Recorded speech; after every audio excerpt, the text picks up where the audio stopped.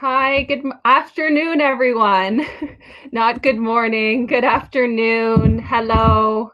Hopefully, everybody knew that we were starting later today. So, thank you. I see already 65 of you in the waiting room. So, welcome. Let me know how you're doing. Who just tuned in to Joey's Facebook Live with Dr. Semsrott. Really, really, really interesting. If you've never attended one of our webinars, welcome. Let me know in the chat box where you're from, what you're up to today. Sorry, I'm a little bit blurry today. Internet is not as good today. Yeah, I agree with both of Erica and Ron. I thought Justin, Dr. Semsrott. So if you didn't catch it, Dr. Semsrott just did Facebook Live with Joey Rusnak in the Facebook group Lifeguard Authority. And I thought it was really excellent, right? No fluff, just what do we need to know? What is the evolving information, as he said? What is pertinent to us in aquatics, not what should teachers be doing, not what should nurses be doing, but pertinent to us in aquatics. Love the point too, where he reiterated at the end of the session that you need to be able to fit test people for a N95 mask. So OSHA in the United States saying that fit testing is not required during COVID. Absolutely understand that, but when we go back to work under normal circumstances, we need to remember that our staff always need to be fit tested, and to be a fit tester requires an actual course and training. So welcome everyone. So Damaris is here from Philadelphia, agreeing with great information. Christian from Peoria, Arizona, welcome. Kelly from Richmond. I see Stephanie's here from Northampton, Massachusetts.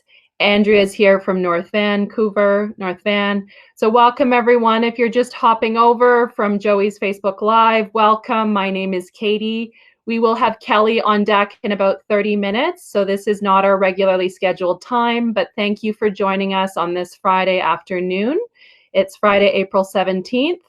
Let us know in the chat box where you're from. If you saw Dr. Semsrott talk, if you've seen any of his presentations before in person, he's a fabulous, fabulous presenter. We were very lucky in Alberta, in Canada, to have him speak at the Canadian Red Cross Water Safety Conference a couple years ago. I saw him speak, and just a phenomenal speaker, so passionate about his work, both in medicine, aquatics, life-saving, water safety, drowning prevention. Kelly's going to talk today a lot about how his sessions have impacted her as a trainer. So really, really excited today to be able to bring you Kelly Martinez later. I didn't anticipate Justin presenting, so this is actually the perfect tie-in, right? It's going to be the perfect tie-in to Kelly today. So welcome. I see Mike here from snowy Meadville, Pennsylvania.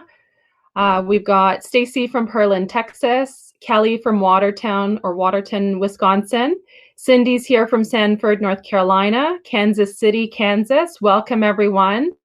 We're already ticking up there in numbers. Not quite the Facebook Live. I think he had up around 580, which is pretty incredible. But we do have 499 registered for today. So early bird catches the worm. You guys are already in. Any tech issues we can address before we get started, probably in about 28 minutes. Angela's here from Oakland, Maryland. Out of steam, day 30 of the closure. Maryland governor going live at 2:30. Oh, geez. Well, feel free to leave us for your governor, because that's going to be significant. I hear you on the running out of steam. So I last weekend did a really good job about taking about a day and a half off work, very light, just kind of email and social media, not too much work. I took a day and a half off. My husband was off work. He works for a retailer, so he's essential. And definitely looking forward to tomorrow, Saturday, Sunday, forcing myself to, as much as possible, really take a day or two off, because I'm feeling that same burnout, Angela. Love being here, love what we're doing, but I definitely need to take most of tomorrow off.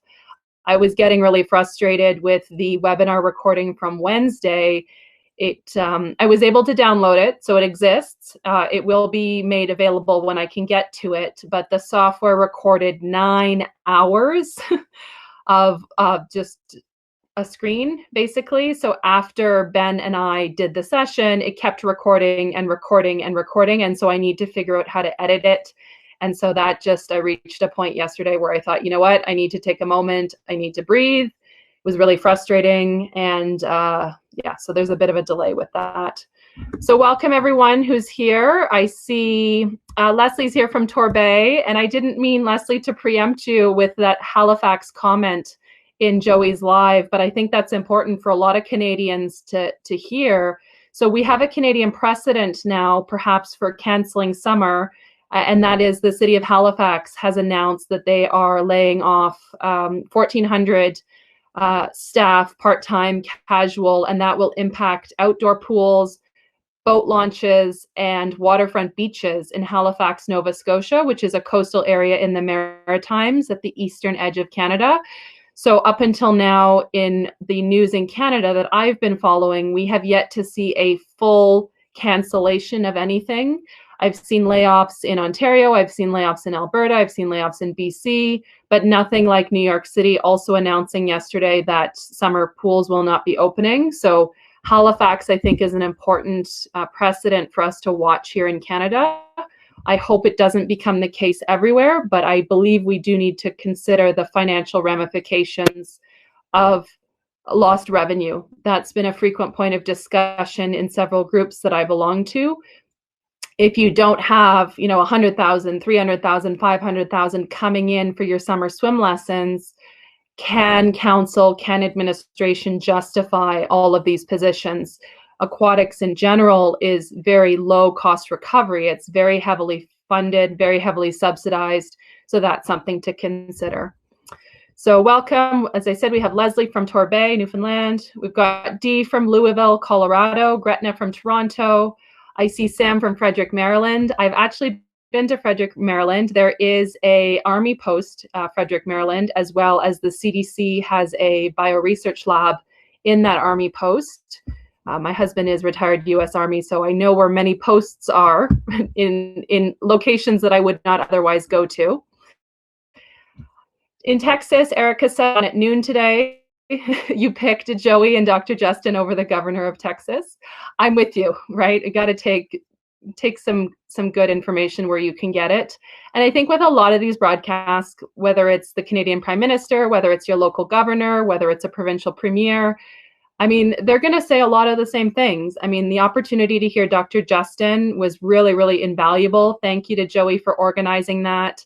If you can give a shout out to Joey in the chat box, I saw that he's here and he's graciously going to make sure that recording is available on YouTube so you can share it with any of your colleagues that don't use Facebook. I know that thing in 2020, but not me. So we've got Merrick here from Oakville. Hello, Merrick. Love Oakville. You're building a new pool in Oakville near the old location of the hospital. So that's a beautiful facility. Kelly's here from Wisconsin. So stay-at-home order extended to May 26th. So I hear you, Kelly. That's a long way away, but I think honestly that's the direction a lot of places are going to have to go. In Canada, our Prime Minister, Justin Trudeau, has been saying pretty repeatedly for his press conferences that we should anticipate July. And so we're preparing for a long period mentally. That is going to be a huge component of this. Welcome. I see Bonnie from Texas. Kathy's here from Blair, Wisconsin. Heather's here from Chicago. Erica's here from Kingston. Love Kingston. Heather is here from Sauk Prairie, Wisconsin. Jean's here from Acton, and I caught myself. I want to say Michigan, but MA is Massachusetts, so I apologize, Jean. I know in at least one recording I've said Michigan, and I meant Massachusetts. Renee's here from Greenfield, Wisconsin. Monty's here from Atlanta. Carrie's here from Pennsylvania. Lori's here from Tallahassee. Welcome. Stephen from Greenbelt, Maryland. Baltimore, Maryland. It's Elizabeth. Ottawa. Katie Short's here from my hometown, Ottawa. Dawn is here from Sedona. Welcome. I see Diane. Hello, Diane from Wainwright. Diane has been in aquatics a long time, so welcome, everyone.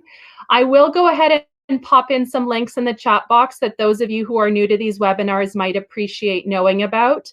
So as I said, Wednesday's session with Ben, the video links are not up yet and the show notes have not been completed. So I apologize. I am a bit behind on that. Typically, I do have them up before the next show, and I metaphorically, not really, I metaphorically fell off the treadmill yesterday, so I'm a bit behind.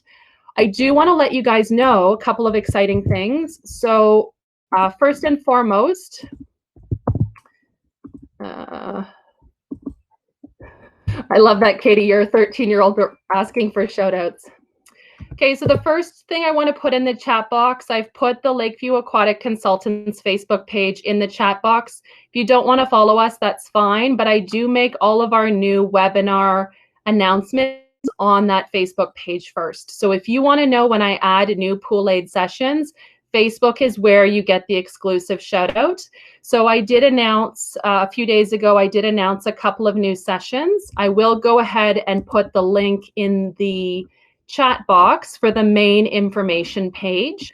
So after I do the Facebook announcement, all of the registration links are on the main page. So I'll make sure we pin this in the chat box. Okay, so if you follow us on Facebook, you get the preview, then the new sessions go up on the main page. So the main page for this webinar series, where you can find all of the show notes for past webinars, all of the recordings for past webinars, and then the announcements for new webinars. So I'll give you a brief rundown of the next couple that I have added. So I'm going to copy these bits of information in the chat box as I multitask.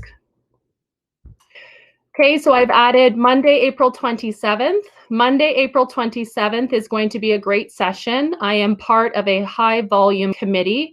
I convened a group of about 13 people from across the United States, and we're working together to anticipate how we will need to update our training, our health and safety, our operations post-COVID.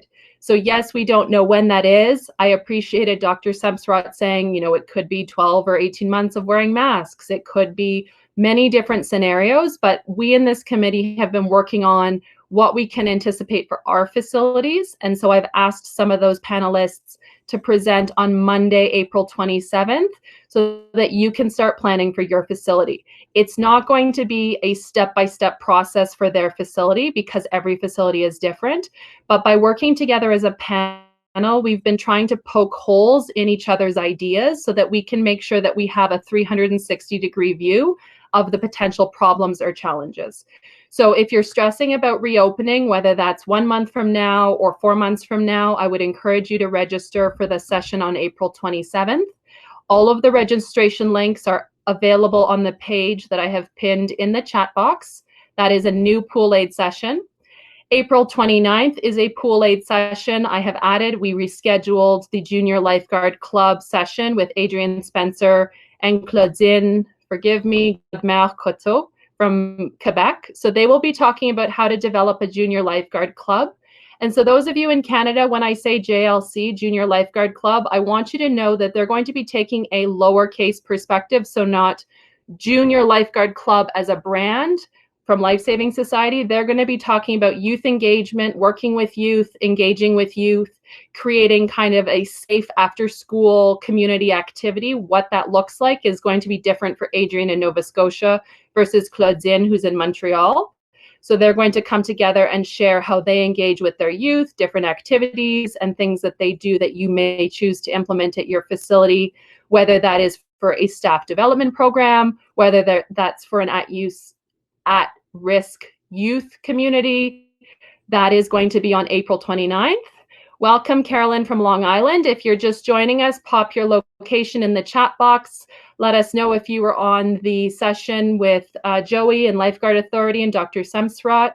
My name is Katie. Kelly will be starting in about 20 minutes. Right now, I'm just talking about some of the new POOLaide webinars that I have added recently.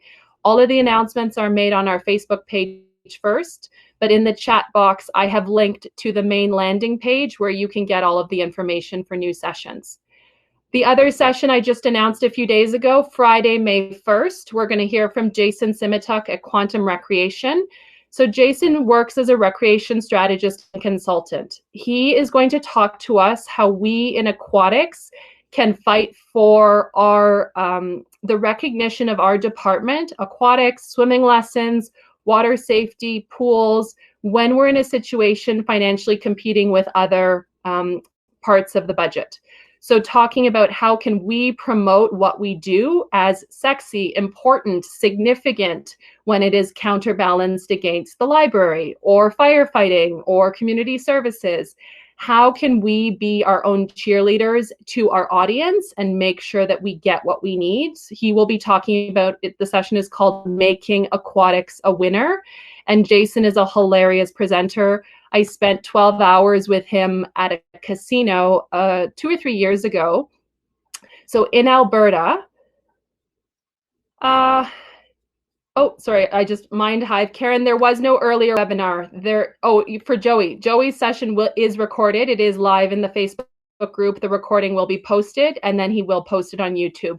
My mistake. I thought you meant we didn't host our webinar early. We've bumped us now. So to finish my train of thought, Jason from Quantum Recreation will be talking about how to make aquatics a winner. And that's basically just highlighting the great work we already do to others so that we don't get cut, we don't get pushed to the side, we don't get ignored when we have these discussions. And so you guys know, I know there's been a lot of questions about financial literacy and budgets and how do you change your budget and how do you update your budget. So you know, I will give you guys a sneak peek. I have asked my bookkeeper, who has a 20-year background in commercial finance. She will be doing a session into May about how you can work on your budget and be prepared to address aquatic management and operations after you get back into your facility. So I've asked her to put together a session that is going to make finance and budget management in this situation accessible. So it's something to think about going out. So that is definitely a concern, is that the virus is alive on surfaces for up to 48 hours, 72 hours, depending on the surface. If you haven't seen the New England Journal of Medicine document talking about stainless steel, hard plastic, cardboard, those are all situations where the virus lives for an extended period of time. Mark is here from Crystal Lake. Welcome. Christine is here from Las Vegas, Nevada. Andrea is here from Charlottesville, Virginia. I see Evan here from Arlington, Virginia. Lots of people recognizing each other in the chat, Paul and Christine. Aiko is here from St. Pete's Beach. Craig's here from Pennsylvania. Paul from Reno, Nevada. Karen from the lower mainland of British Columbia. Jen from Emporia, Kansas. Hi, Natalie. Natalie is here from Aquatics Tribe, so Alive Solutions. Oh, I see Kelly. Kelly is here. You made it.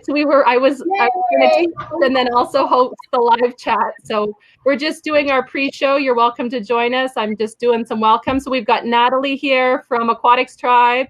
If you guys have seen Kelly before, give Kelly a shout out. I'm going to try and scroll. We're going to start in about 12 or 13 minutes. So we've still got some time. I see Kimberly from Sacramento. Erica is saying hi to Kelly. Lots of people know Kelly. Joey is here from Ontario. Oh, we'll have to have Kelly mute herself, or maybe, well, yeah, sorry if there's an echo. We'll get Kelly. Can you mute your mic temporarily? Because the echo from me plays back to the audience. Perfect. Thank you. Ben is here from Toronto. Lots of people saying hi to Kelly. So yes, we're going to get lots of Kelly goodness. I want to just finish up. I was saying before, I want to finish up announcing the couple of new webinars that I have added. So in the chat box, I have pinned the main landing page for all of the webinars. So I announced a couple new sessions. All sessions are announced first on our Facebook page. So if you follow our Facebook page, Lakeview Aquatic Consultants, you'll get the pre-release.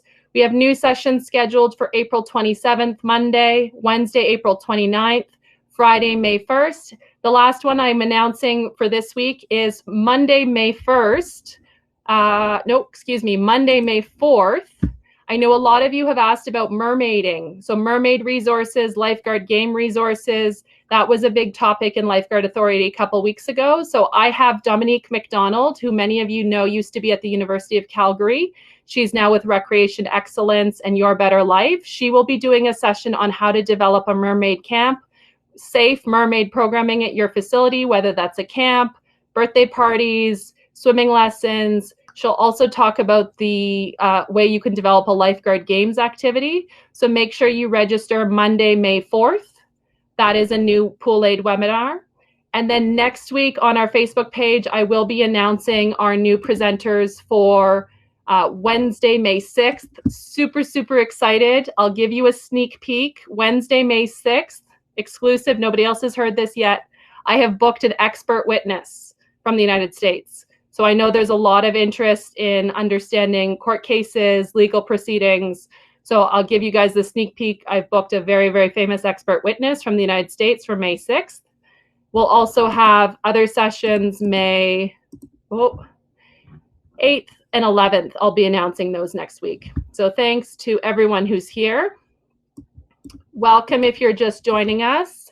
Kelly will start in about 10 minutes. So let us know where you're from. Let us know if this is your first webinar. Let us know, did you attend Dr. Justin's session? Are you new here? Say hi in the chat box. It's nice for the presenter today, Kelly, to know where you're from.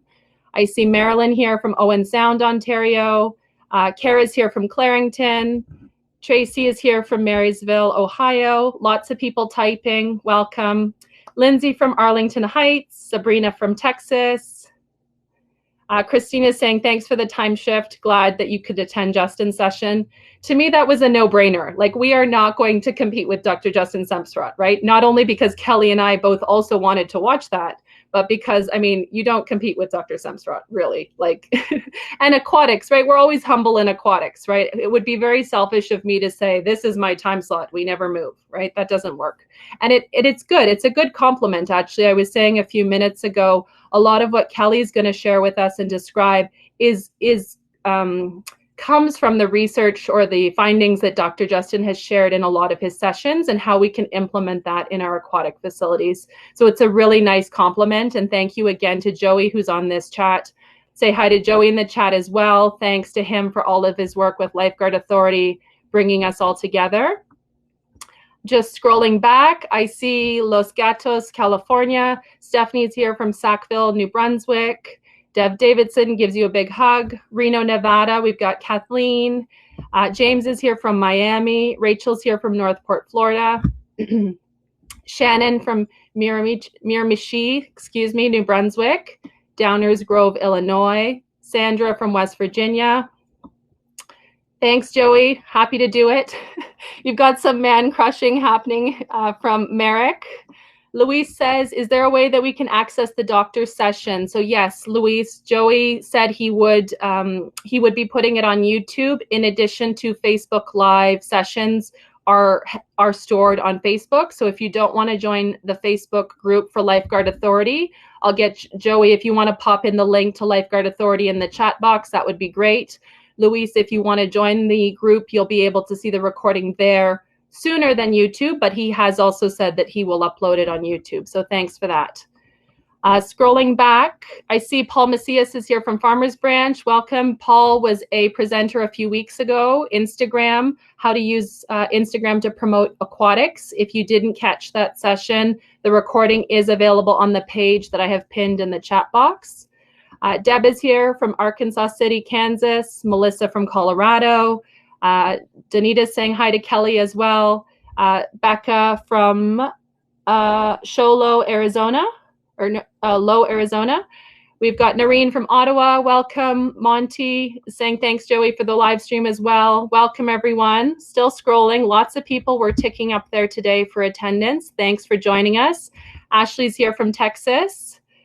Thanks, Jennifer, for your comment. Yes, a lot of work to do these webinars, but it's been so gratifying, the response, the DMs, the texts. Thank you, everyone who's reached out to me.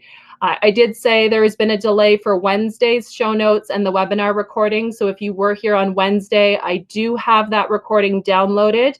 It is not uploaded yet to YouTube. I have to somehow splice off 9 hours that the internet was recorded on that session. I'm not a video guru, so I will figure that out, get it uploaded, but it may not be until Sunday, Monday. I am pretty certain I'll take most of Saturday off tomorrow. I definitely need some time off, so patience there is appreciated. Judith is here from Mississauga. Danita and Gwen. Craig is saying hi. Andrew's volunteering to do my video editing. Maybe I should be outsourcing all of my tech issues. I'll talk with you after, Drew, about that, because it's definitely, you know, when you reach a point where you just like, you need to take a break, right? And that was me with the video editing yesterday. It was not good. So welcome everyone. We'll start in a few minutes. I've got the main link in the chat box for all of the webinars. Let me go ahead and pop in the show notes link for today's session with Kelly. That is where you will be able to find all of the resources later when I go back and add anything in. You can see links on her show notes page. I'll pin that next. That will include links to Lifeguard Authority Facebook group, as well as Lifeguards Love YouTube, which is a great resource website that Kelly's put together with some colleagues with videos that they use, different training resources. So check out Lifeguards Love YouTube. Also on the show notes page is Kelly's bio. If you're not familiar with Kelly, I will introduce her in a few minutes, as well as some other standard links. So like the survey, if you want to complete a survey about this session or anything else we've been doing. I'm also going to take the last couple minutes before I introduce Kelly. Jamie from Portland, Oregon, he's asked me to share on the chat box if anybody has any verbiage or documents that they have been working on about reopening. Jamie is looking for some collaboration on the wording and the verbiage about reopening aquatic facilities in terms of what that means for social distancing or what that means in terms of usage. So if you have any documents you're really proud of or that you've been working on, you're really happy about, could you send those to me or send your contact information to me so I can connect you with Jamie, Portland, Oregon? I don't know if he's on the call today. He was unable to attend the other day, but I'll pop my contact information in the chat box. That's my personal email. You can also contact us through the Lakeview Aquatic Consultants website. I do have a contact form, but he's looking for some people to work with on verbiage and just how best to really work with the public to understand that we're going to need to have better organizational safety practices when we start integrating the public. Okay. I will also, relevant because Kelly's been a longtime supporter of Joey, I also want to highlight Joey was on our POOLaide webinar on Monday. And so if you weren't able to attend the full recording for Joey's session, as well as the show notes, which are hugely valuable, I've grabbed everything from the chat box, put it into the show notes regarding different teamwork strategies we mentioned. We had a long conversation about food. So Joey's session is in the chat box now. You can open up that link for later. And so, you know, for next week, we have exciting sessions for next week. Joey was here on Monday. We had Benjamin Zimmerman here talking about starting your side gig on Wednesday. So those of you who were thinking about starting a business or a side hustle to make some extra income in the next couple of months with financial uncertainty, that was a really valuable session as well. I'll get that up as soon as I can. Next week on Monday, super excited to announce, if you weren't aware, on Monday we have Swim Angelfish here. We have Aileen and Cindy from Swim Angelfish. They're going to be sharing the essentials of their philosophy for working with adapted swimmers, but also those techniques work for all types of swimmers. So they're going to be sharing a PowerPoint, not the same as the AOP session in was it AOP? They were somewhere in Texas in February, so it's not the exact same session. They're going to be talking through their Swim Whisperer methodology, as well as the free webinars that they have online that are available to everyone. And they'll be doing a Q&A. So if you have questions for Swim Angelfish, they are here on Monday. Let me pop that registration link in the chat box, and then we'll get ready to introduce Kelly. So welcome if you're just joining us. Let me know where you're from in the chat box. Say hi. This is your first session. This is the Swim Angelfish registration in the chat box. Excuse me. We're going to see today if we break the record, because we're still pretty low on the number. We had 499 registered, Kelly, for you as of 2 hours ago. So we'll see what we get. Welcome, everyone. Wendy from Wyoming, Linda from Mississauga, Jessica from Michigan. Lots of people saying hi. Let us know. It's not a competition, but we'll see if Kelly, if you bring in more than Natalie and Ashley, we'll see what happens. Here's to hoping. Shelly's here from Moose Jaw. Hello, Shelly. Shelly's wonderful. Bill's here from New Jersey. So I'm going to just do my introduction, then I will introduce Kelly and we'll get started to respect your time. I know a lot of governors also speaking today, so lots of webinars. So my name is Katie Crysdale. I'm from Lakeview Aquatic Consultants. Thank you for being here. Thank you for spending part of your Friday with us in the aquatics community. Today it is April 17th, 2020. So we're probably most of us a month into quarantine or physical isolation. So thanks for connecting with me, with everyone online. I will be in the chat box once I get Kelly started, but thank you from me for being here. It's been really, really exciting to see where this is going, and we'll keep doing these webinars as long as we need to. So that doesn't mean until December, but certainly I'm filling in May, and then we'll reassess where we're at, okay? So I wanna welcome, many of you know Kelly Martinez, but I wanna formally introduce her for those of you who may not. I was very, very lucky to hear Kelly Martinez speak at the Canadian Red Cross Water Safety Conference in Alberta. I believe it was 2 years ago. They brought her up as a keynote, and the session she's going to deliver today, or parts of the session, are like, they just blew my mind, right? I've been in aquatics for 18 years, and we all think that we're the best and we're doing things perfectly or well. And then you hear something new and you go, oh my goodness. And that's really why I asked Kelly to present. That's why I asked Joey to present, or even Swim Angelfish on Monday. These are things that will change your career trajectory. You need to know these things, and I would rather you learn them now from Kelly than, for example, when we hear from our expert witness in May that he's on the opposing side in a court case, right? We don't want to have that. We want to get ahead of this thing. So the bio for Kelly. Kelly Martinez has been an aquatic professional since 1992. She's currently an aquatic recreation coordinator 3 for the city of Phoenix, Arizona, supervising 29 aquatic facilities and over 500 part-time pool managers, lifeguards, instructors, and support staff. Kelly is co-founder of the website Lifeguards Love YouTube, which is a video library and resource for aquatic professionals. Kelly has been presenting nationally and internationally for over 15 years, challenging the status quo and questioning practices that are based on this is how it's always been done. This mindset led her to audit everything and then strive to plug the holes. After conducting hundreds of audits, such as mystery shopping, shallow water blackout, baby manikin, she now enjoys sharing what she's learned to help others eliminate drownings in lifeguarded aquatic facilities. So a big welcome to Kelly. Let's say hi to Kelly in the chat box. I'm going to turn my camera off and my mic once she gets it. Okay, so we can hear me, right? Okay, yes. So I'm going to share my screen.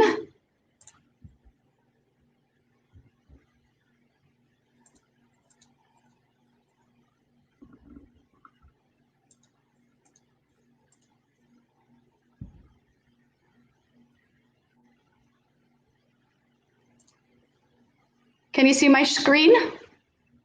We can see it in, yeah. I'll go off my audio now. Okay, I'm good to go? Yep. Okay, well, thank you everybody for coming. This is the presentation that Katie asked me to do and really focus on in-services and making them realistic. And, sorry, yep. Can you move the little bar where it says POOLaide click meeting? Are you able to drag that, hide, or click hide? How's that? Yeah, better. Thank you. Okay, great. And so I, just looking at the chat, I know that I know a lot of you, and many of you have heard me speak before. So this is going to be a combination of three different presentations, actually. But I threw in some new stuff too for us to just keep the conversation going on what's changing. So Katie introduced me. The only change I'd like to do in that introduction is that I'm actually a co-supervisor. So the City of Phoenix team, there's 4 of us, and Becky Hewlett is my supervisor, and Narina Ortega and Regina Iverson are also rec coordinators, and we do all 29 pools. So that's a picture of Phoenix, and it actually looks like that right now. I saw a lot of you have snow. We don't get snow, well, sometimes. As Katie said, we're also, Becky and I are the co-founders of Lifeguards Love YouTube, and almost all the videos that we're going to watch today are on this site. And so you don't need to worry about, oh my gosh, I need to get that video. If you go on Lifeguards Love YouTube, you can see, like I said, almost all the videos. So since we're talking about real, I think it's really important that in this presentation, we're all on the same page about what real is, especially when it comes to what it is like with a drowning patient and also with agonal breathing. So we're going to watch some videos of that, and it might be disturbing. So just want to give you a warning about that. So a little bit about me. I started lifeguarding in 1987. So like Katie, that was a long time ago. And so I always say I was the Jaws generation. So when I was a kid, Jaws came out for the first time, and it scared the heck out of me. And I was afraid to go in a pool for a long time. So if you're part of the Jaws generation, you can put Jaws in the chat. But so we've been doing this for a while. So what we're going to talk about is really how in our in-services we can prepare our guards for real. And there's a lot that has changed. And we're going to kind of discuss those things that I think are the highlights of what has changed. So before we start that, I want to tell you a story about our journey and what we've been doing in Phoenix. So really in 2011, 2012, everything changed for me as an aquatic professional. And I always refer to the time before 2012 as the dark ages. I had been doing aquatics for over 20 years. I felt very comfortable and knowledgeable in every aspect of it. And then 2012, my world exploded and I found out I didn't know as much as I thought I knew. This was the same year that City of Phoenix switched. Well, in 2011, we switched to SAI and StarGuard Elite. And that was a big change. We also this year went to NRPA and we went to the National Aquatic Conference. And at this conference, it just seemed like there were so many people that were talking about drownings in lifeguard facilities. This was about the same time that I met Dr. Justin Simsrott for the first time. And I know a lot of you heard him speak with Joey. He is amazing. And the information and the knowledge that he's bringing to the aquatics world is nothing I've ever seen before. So I, like you, I hang on every word he says, and what we have done in Phoenix is really worked hard to take his knowledge and actually implement it at our pools and at our in-services. So we always hear about drownings at lifeguard facilities, and we're always pushing ourselves to not be one of those facilities, and which is really scary and really hard. You know, I know people who are fabulous aquatic professionals, and they've had drownings at their facilities. And it's really hard to see what are we doing collectively that we could be doing better. So this is Becky.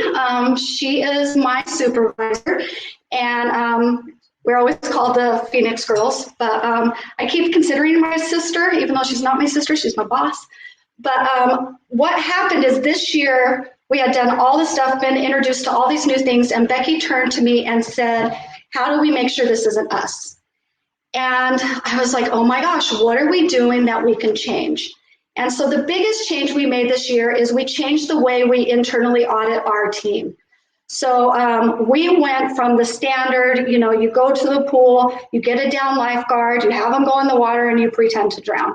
And all the seasoned guards know when it's a drill. They pretty much learn the drill. And so that you can see as soon as the lifeguard starts going in the water, they're taking off their stuff, getting ready, getting their whistle, and they're ready.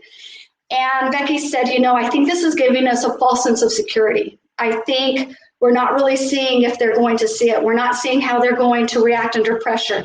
I think we really need to find out a way to make our victims real or seem real. So we came up with mystery shopping, and as you can see in the picture, our victims practice where they can float for a really long time breathing through a straw.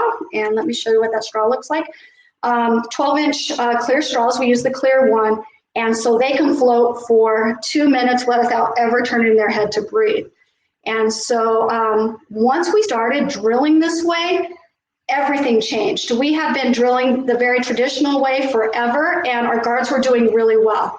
We changed the test to where they thought it was real, and all of a sudden their performance was not the same. That year in 2012, we completed 32 audits, mystery shopping audits at 29 facilities. And like I said, once our staff thought the drill was real, their performance dropped drastically.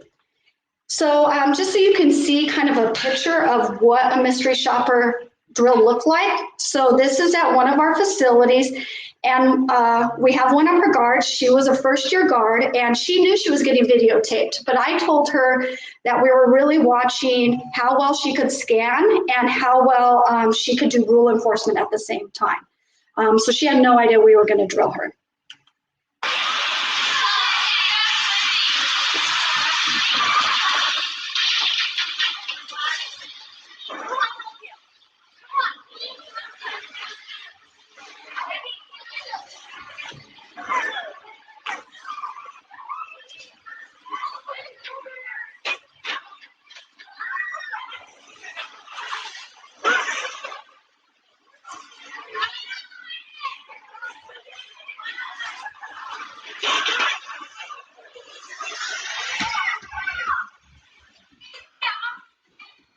Okay, so you can see Elizabeth, our mystery shopper, she's starting to enter the swim at the bottom. And you're going to see her pull out her straw and start breathing through her straw and go unconscious.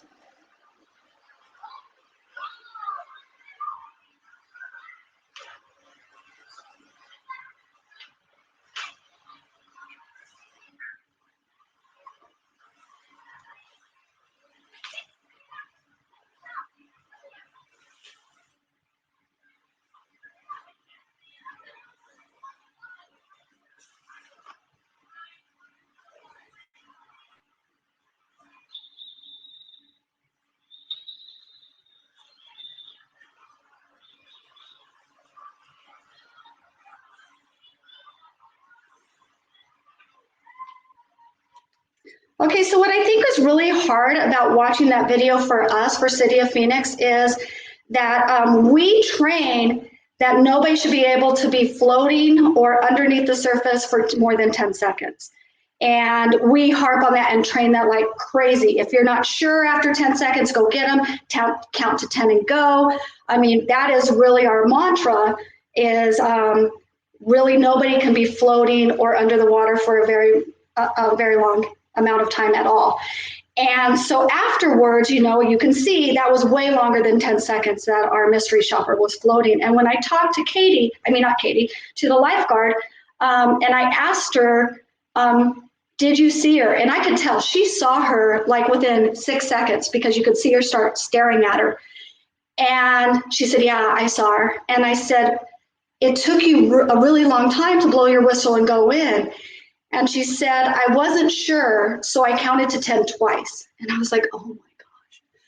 And so we really have to think about, we can train all this stuff and say all this stuff, but in the moment, are they going to actually do what the training is teaching? So we have to really think about, when we drill and everything we do, it's 10 seconds, 10 seconds, 10 seconds. And to get them really in where it's a reaction, just at 10 seconds they go, and they don't have this denial and disbelief and delay on, is this really happening?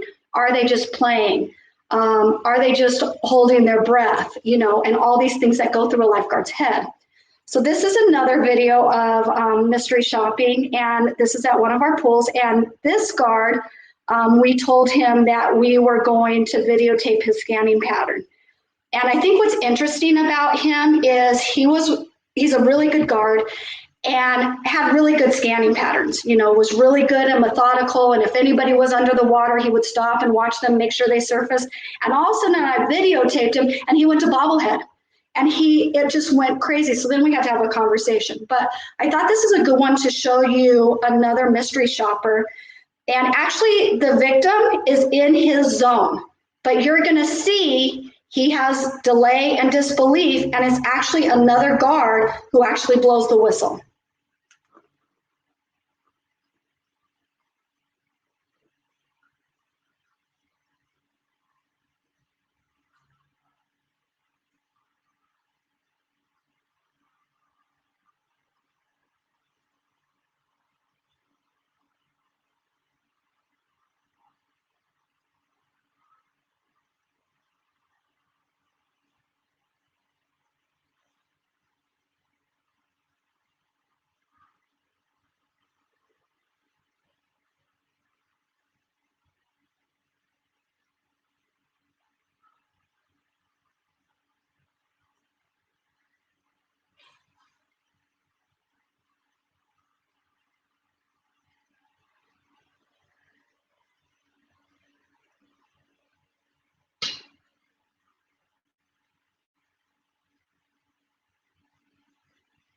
Okay, right here, he sees the victim.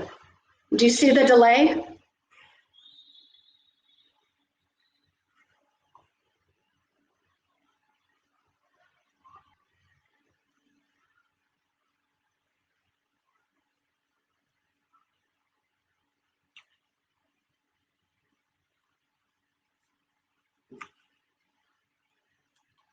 So as you can see, we learned a lot from our mystery shopping, and we kind of changed the way we trained. Not kind of, we really changed the way we trained.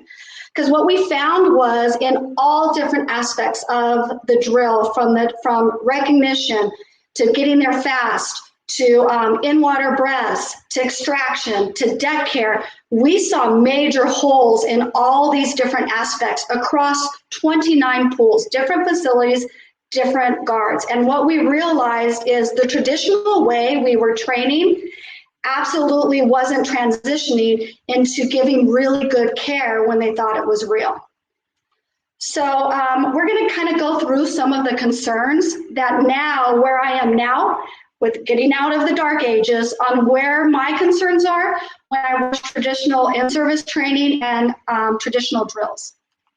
So one is over prompting, and I think this is like every time I see anybody over prompting guards, it's like a stab to the heart. It just drives me bonkers, because what we noticed was this was a huge problem in mystery shopping, that the guards would have an actual victim on the deck, and they would look at the pool manager or me or somebody else and ask them, are they breathing? Do they have a pulse? Did the breaths go in?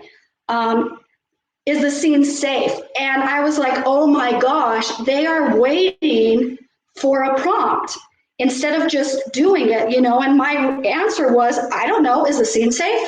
I don't know. Do they have a pulse? I don't know. Did their chest rise and fall? And then they had to, all of a sudden they had to think, but with mannequins and the way we traditionally train, they're always waiting for a prompt.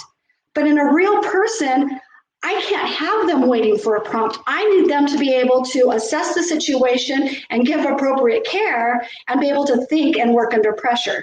So I'm going to show you a video of traditionally what I see a lot when we train lifeguards, and really pay attention to the over prompting. I'm going to turn up my volume. Hopefully you can hear her. Maybe you need to turn up your volume too.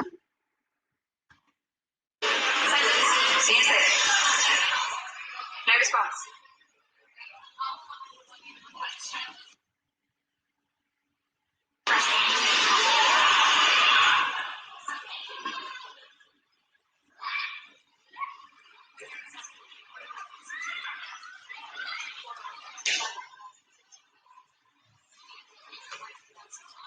You have a pulse, no breathing. Most of you breathing. Everyone's good down. So someone.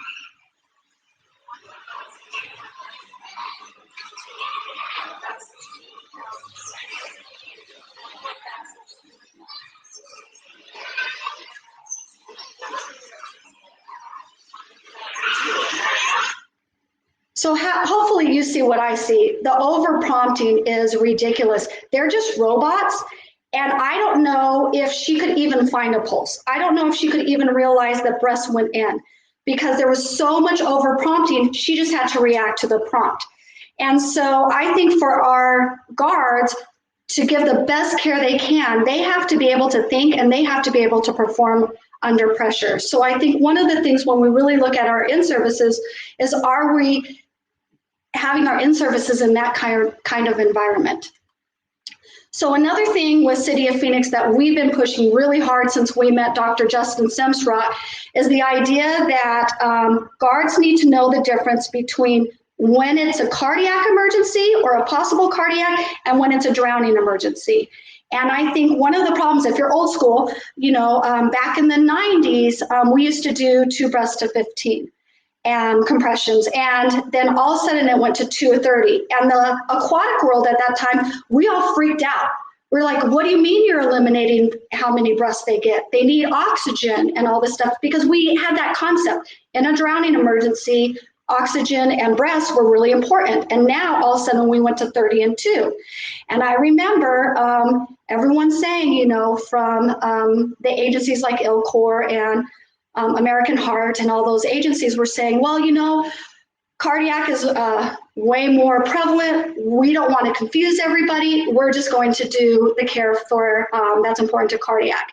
And that really makes me nervous with where we are now and some of the stuff I'm hearing about cardiac. And I said, oh my gosh, are we going to go back to treating everything as a cardiac, which is going to really hurt us in the aquatic world because we have to focus on drowning. And I understand that we have more of a likelihood to have a cardiac, but our guards need to know there is a cardiac EAP and procedure and mentality, and then there's a drowning procedure and mentality. So just to make sure we're all on the same page, so for cardiac, what we want our guards to know is the number one important thing is to get the AD to that person as fast as they can, dry off the chest, cut off of the suit if it's a woman, and it's easier to cut across ways than this way because you're not exposing, just so you guys know. And to do that and get that AAD on them. So who do we expect? I know some people are like, well, how do you teach them? We kind of do the thing where the number one priority, if it's an older person, like if they're lap swimming, you know that they were swimming, it's probably some kind of medical event. They didn't drown. They had a medical event. So we know that AED is the number one important thing. We've got to get that on them and hopefully give them the care that they need. And then, but if it's a 4-year-old in the pool, we're pretty sure it's probably not a cardiac event for a 4-year-old. That 4-year-old probably drowned. So we do talk to guards about looking at the situation, who the person was, where they were, and actually analyzing it. We also, with a cardiac, we have to have those effective compressions. So the AD and effective compressions are the number one thing in a cardiac, and we really train our guards to be really good at that if they suspect a cardiac. And this is another, if you Google lifeguard in-services, you are going to be shocked at what you see. So this, for one thing, I think if you don't have enough equipment, I think this was probably what they were trying to do, is have good time on task where everyone was participating, but they didn't have enough mannequins. Personally, I don't think giving compressions on a rescue tube is going to prepare them for what it's like to give compressions on a real person, and especially not any kind of airway management or anything like that. So we also want our guards to understand what is different from when they suspected drowning to cardiac. So one thing is they need to know that cardiac, it's a heart issue, which needs an AED, and in drowning, it's a lung issue, and they need oxygen. They have gone unconscious because of lack of oxygen, they're dying from lack of oxygen, and they need oxygen to keep their brain alive so that there's a good outcome.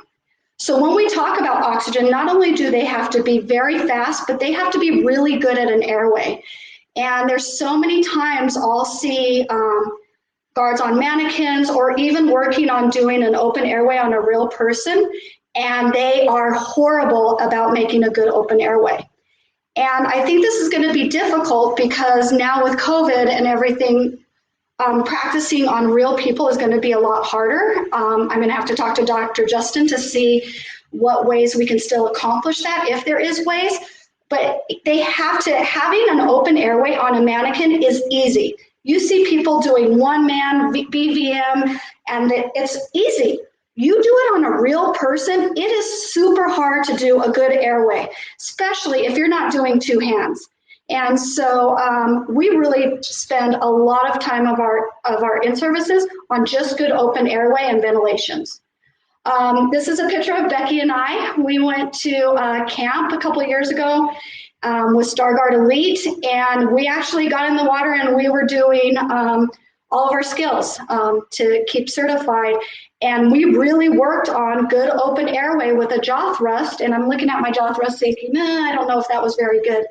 But we practiced a lot. And even at our level as coordinators, we're practicing good, effective airway, open airway. And so one of the things is, as we're practicing on mannequins and just practicing our airway, Our care when it comes to a drowning victim, if our airway isn't open and we're not giving good, effective breaths, our care doesn't matter.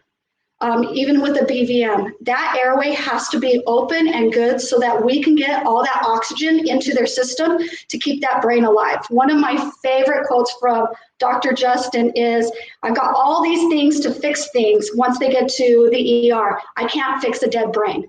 So as lifeguards, we need to have our guards do really good breath and airway management so that Dr. Justin has something to work with when they reach the ER. So one of my other pet peeves is blow. I hate whistle or all those things. I want them to do it.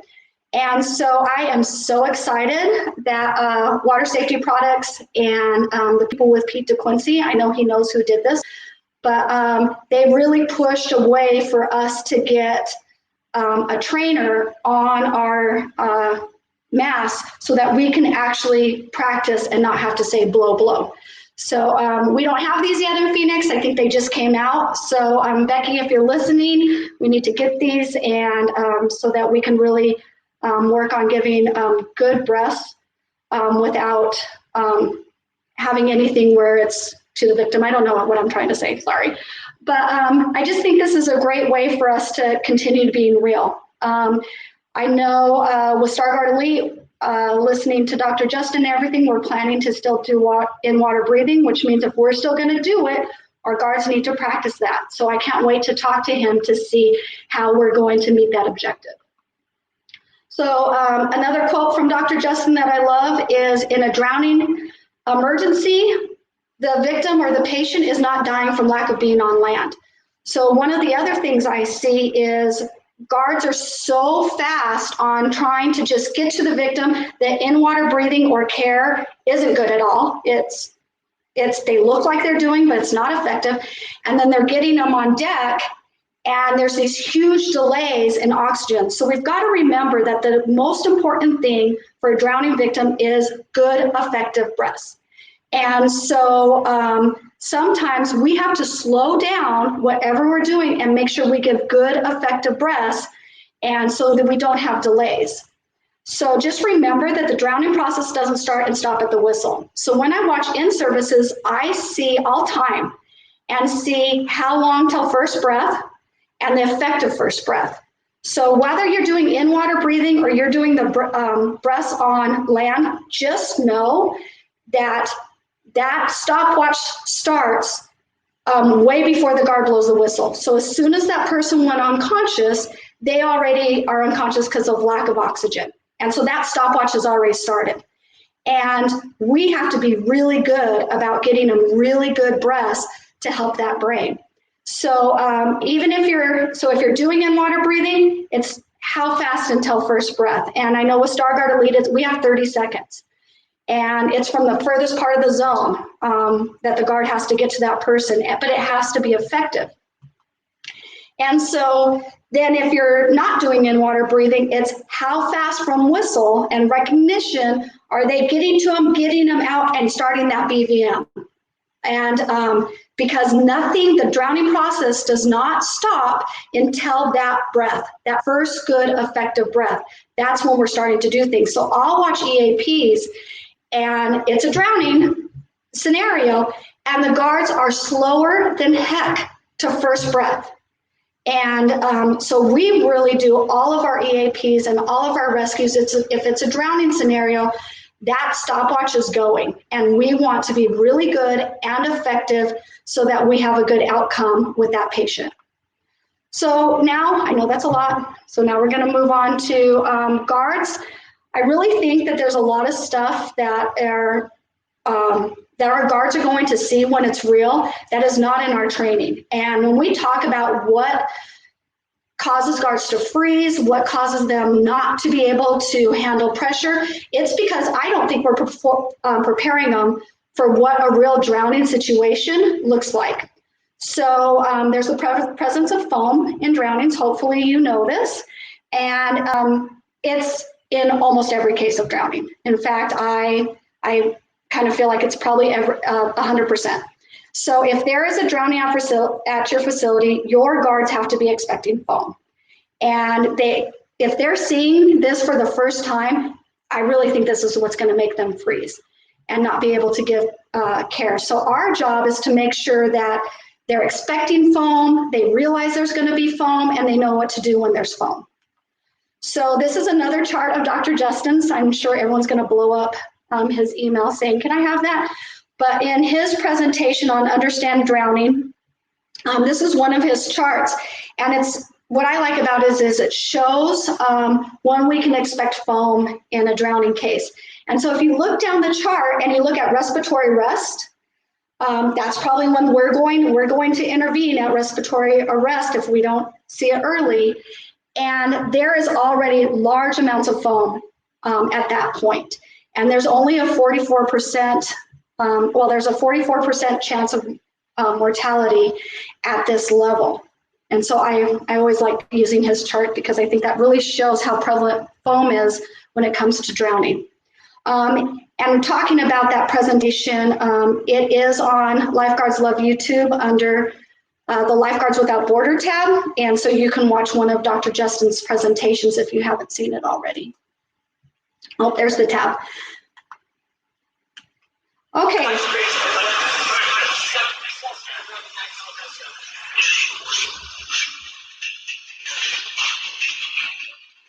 So this is one of the videos that are on Lifeguards Love YouTube, and it's going to show foam in a drowning victim. And so you're going to see it right here pretty soon, how much foam a drowning person has. And the guards are expected to give care through that foam. Here's another one. Some of these videos are really loud, and so if you need to turn down your volume, it's okay. A lot of them are speaking other languages, so it doesn't matter unless you speak this language.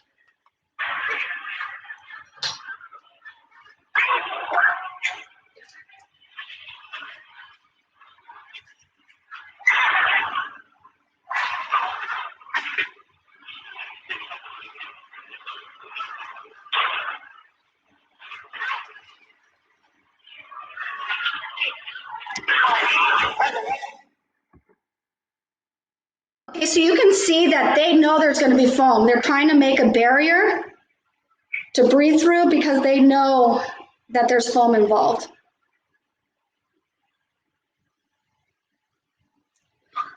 So when I think of things that are going to really mess up guards, it's this.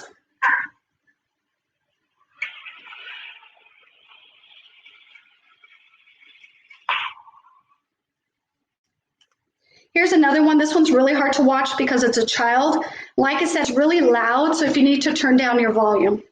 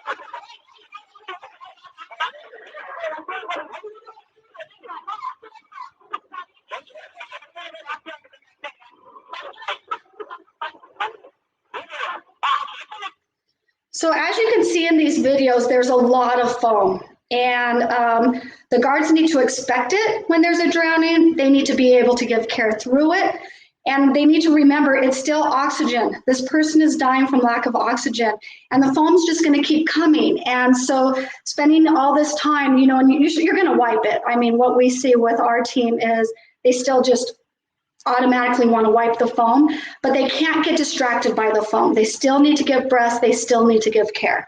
Here's one with vomit.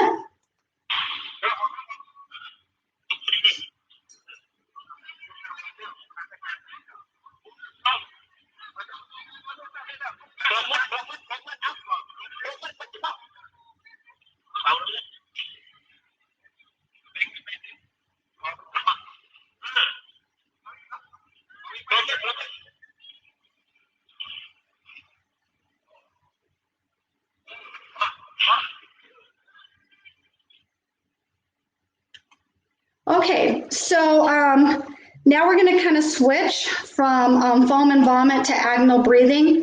And I think this is another one that we talk about with our lifeguards, but I don't think we do enough to really prepare them for agonal breathing. It's fairly new to lifeguard training. It's been around, I think, for about 6-7 years. And I know that EMS dispatchers are now even changing what they say when somebody calls 911. Is they used to say, you know, are they breathing? And the person would say yes, but they were actually agonal breathing. And so now dispatchers are saying, are they breathing normally? And when I talked to our fire department in Phoenix, I asked them, how often do they see agonal breathing? And they said at their point, they think it's about 50% of all critical emergencies, whether it's a drowning or cardiac. So 50%. So back to foam, if we're gonna see foam in a drowning patient, 100% of the time, when we're doing in-services, how much are we talking about foam? It should be 100% of the time. They need to be always knowing about foam. And the same thing with agonal breathing. If 1 out of 2 patients are going to have agonal breathing, then we need to constantly be talking about agonal breathing with our guards. Just at AOAP this last year, Sean DeRosa did a presentation. He talked about a situation where at a facility, older woman went unconscious in the bathhouse. I have to think of the story. In the bathhouse, and the guards didn't give care, and they thought she was just unconscious. But then I was wondering, was she agonal breathing? Were her eyes open? Because I think sometimes the guards have this way that we train, the eyes are always closed. They're not breathing, and they don't understand agonal breathing is not breathing, and they don't understand that sometimes unconscious people have their eyes open.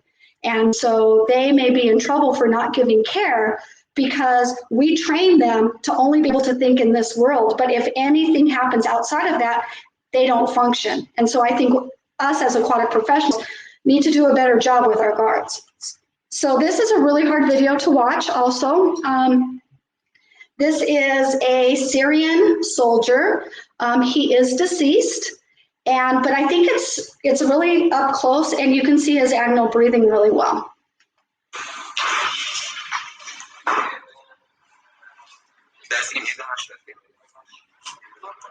أحد شباب المدينة يرفض الفترة الأخيرة ولا يستطيع التعليم الطبي فعل أي شيء بسبب فحص الأجهزة والأدوية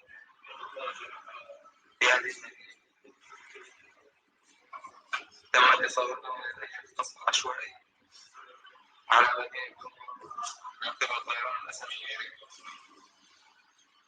عاشت المدينة يوميا سابقين من الهدوء فأمن أهلها وعودوا إلى منازلهم فبلغوا عن الله الأسريين بغباء القادرة عودت في هذا اليوم إلى هذه اللحظة الساعة 2 ظهرا بحادث. Okay, so one thing we need to teach our guards is agonal breathing is not normal breathing. Obviously, he was not breathing normally. So if they're not breathing normally, we're giving breath and we're helping them. And another quote from Dr. Justin, he's, you know, we're giving breath to our patient until they take our hand and move it off their mouth, their face. So until they literally move us away, we're going to assist them and give them breath. So one of the things that we got all this information about foam and all this stuff, and then I was like, you know, I don't think just showing our guards videos is enough to really get them to be able to give really good care when it's a real victim. So what I did was we reached out to City of Scottsdale and we said, okay, all these brains together are better than one, and we need you guys to figure out how to do foamy mannequins, and we're going to figure out how to make people foam in services. So I'm going to show you what we learned. I know already people are already taking it to another level, but these videos are also on Lifeguards Love YouTube too. So this is Cuban and Kristen, and they are showing how they made their mannequin foam.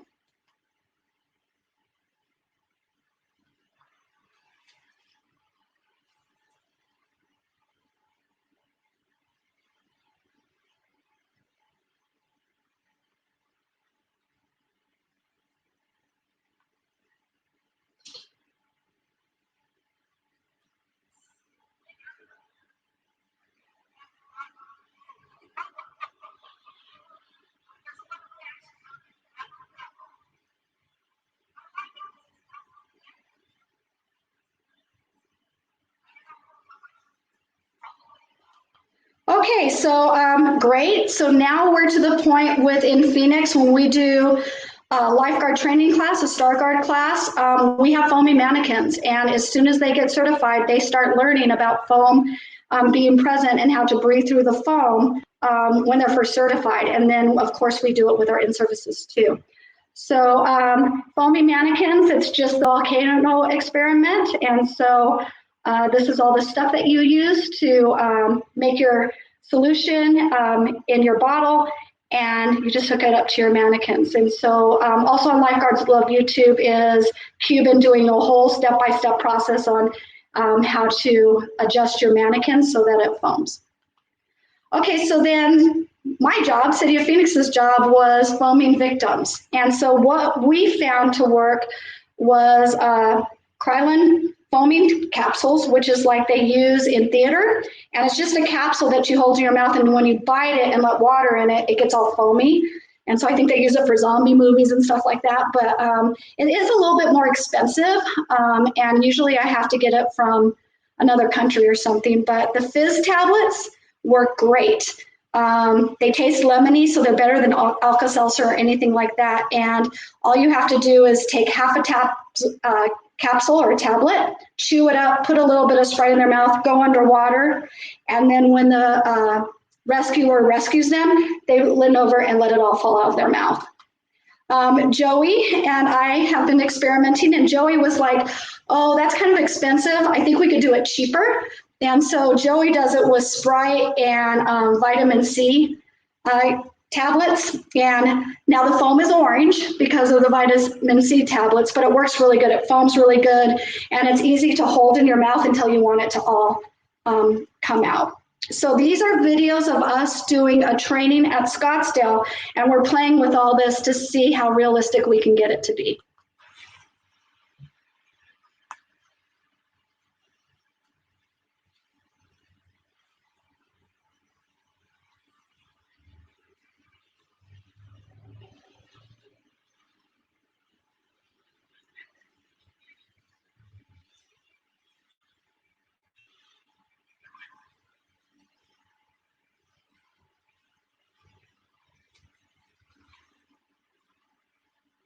So I know some of you are saying, oh my gosh, they're actually doing it on a real victim. And yes, we practice real. Our victims are holding their breath, and I know that's going to change. So I know with all the new recommendations, we're going to have to modify this. And I'm really looking forward to talking to our agency to see how we can keep things as real as possible in our lifeguard training once we're allowed to train.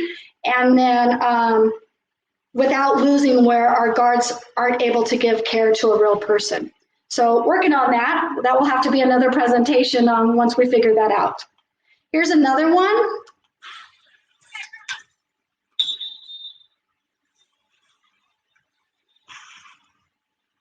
What you're gonna see is the guys are really good at it. Sometimes our girl victim, she had a hard time making it come out of her mouth.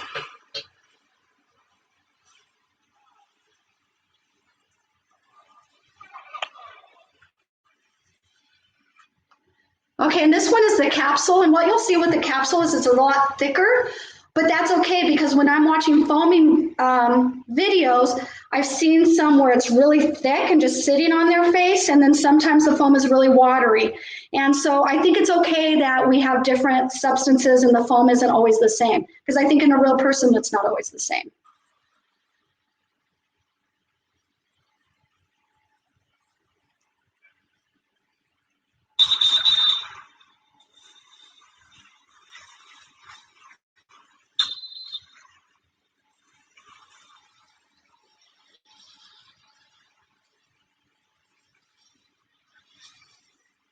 Okay, yep, you saw not effective breath there, I know. So so hopefully you understand now with foam and agonal breathing and how important it is that we do a better job in our in-services of putting those in our in-services. And every time, not just once at the beginning of the summer and then we don't do it. It should be in every in-service. If we want to have really good care in our drowning protocols, they have to have that knowledge and be ready for it.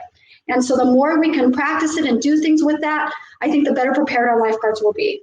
So another thing of lifeguard in-service that I want to talk to you is how much we spend time on spinal immobilization. So hopefully this concept isn't new to anybody. Everybody knows that spinal immobilization has changed drastically in the last couple of years, and that anything I'm going to talk to you about now isn't new. So I want you guys to think about in your in-services now, how much time of your in-services are spent on spinal immobilization. And I'm thinking back, back in the day, we would spend a lot of in-service time on it. And now I know that we shouldn't. The percentage of somebody having a possible spinal injury is very, very low in aquatic settings, but it's taking up these huge amount of times of in-services. And so what I'm challenging you guys to do is really look at what you're spending your time on. Hopefully it's scanning, recognition, cardiac emergency, drowning emergency, and all these other things. And spinal immobilization is just this little piece that you do, especially if your agency hasn't changed yet, the protocol. Our agency has. So we have protocols for spinal injuries, but it's basically, we're only immobilizing if they have, they can't move their arms and legs.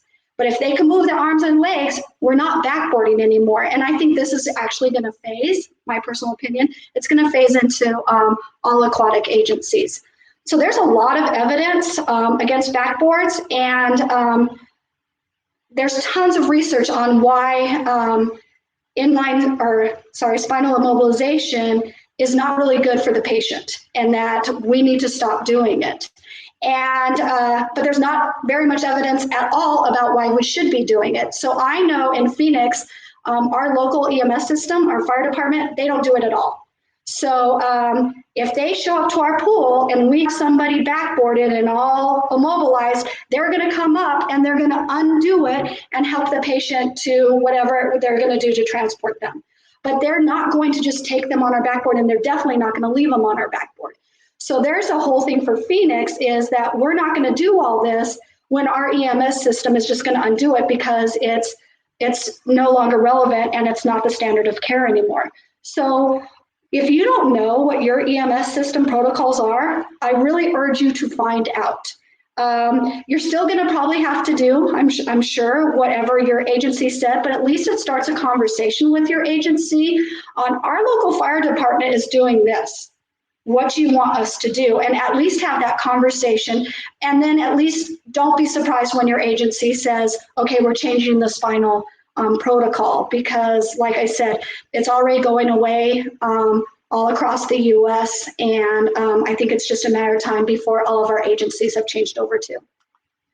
So this is just a little funny video about mechanism of injury. So if you're old school like me, this was drilled in your head. And so now it's kind of a little spoof about mechanism of injury.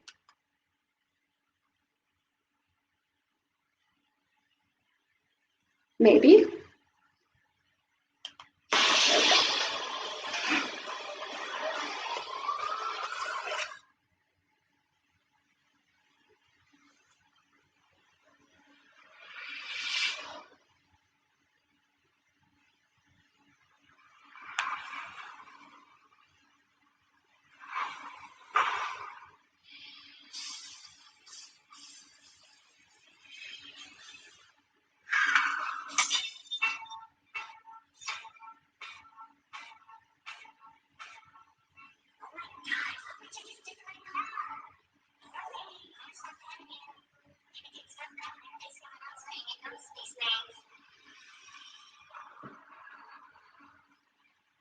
Is everybody here okay? Yeah, I just got married and that's all. Anybody need an ambulance? Well, I got a little whiplash, but I think I'm okay. All right, we need to keep traffic flowing here, so get back in your cars. We'll get ready to move up to the shoulder.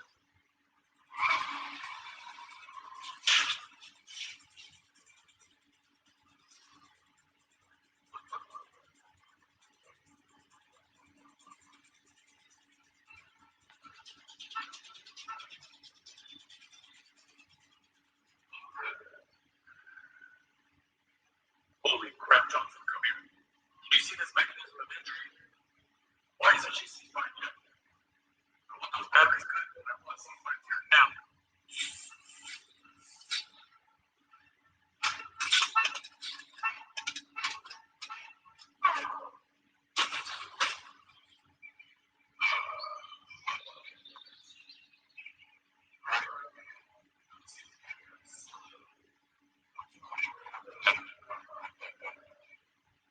Just in case. I have people in the down from here. This place down. Look, my neck just feels sore. I don't need any of that. Ma'am, with all due respect, just look at that mechanism of entry. Yeah, my heart got hit.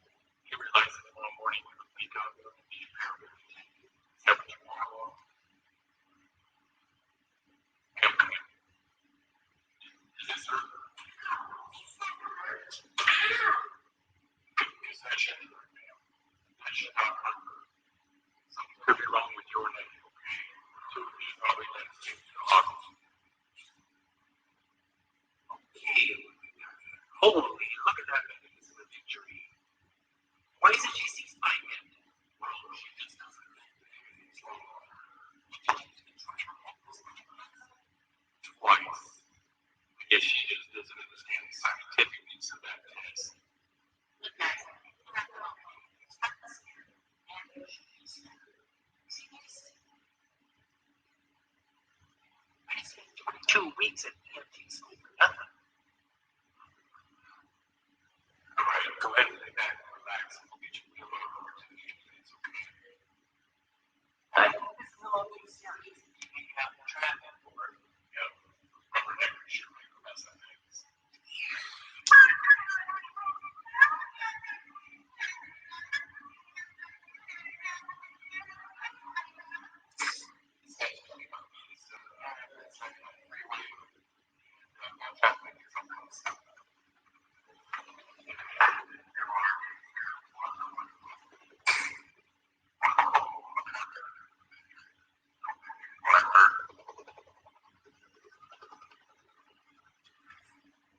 A helicopter, really? How much is this going to cost? Let me ask you this. What did you say that your life was worth a mere $17,000? $17? No thanks is necessary, ma'am. I'm just doing my job.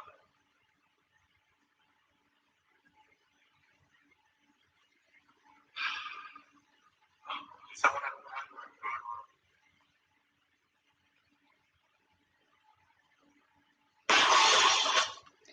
So hopefully you got a laugh about that. I always think that video is so funny. But a lot of the documentation you can find in the Journal of Emergency Medical Services, the GEMS. That's where I get a lot of the information, and Dr. Justin Simstra and Dr. Seth Hawkins and some of the people who are really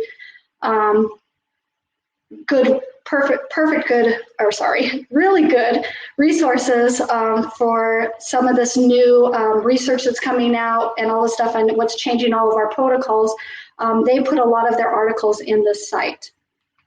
So one thing I want you guys to know is, I know probably if you're not knowledgeable about all the changes in spinal management, I'm sure you're going, what the heck is she talking about? I don't want you to think that it has totally gone away, but backboarding everyone for suspected spinal, that is going away. So it's more where that is causing more harm than good. And so definitely know your protocols, know what your EMS wants or what their protocols are, and just know that we are really moving away from it, which means the amount of time you're spending on in-services is huge when it comes to something that is going away. So one thing with in-services is I want to remind everyone that in-services are vital, and there needs to be a lot of action and hands-on training and not a lot of talk. And there's a lot of times I'll see in-services and go and visit one, and everyone's talking and doing their housekeeping stuff, and there's hardly any time in the water.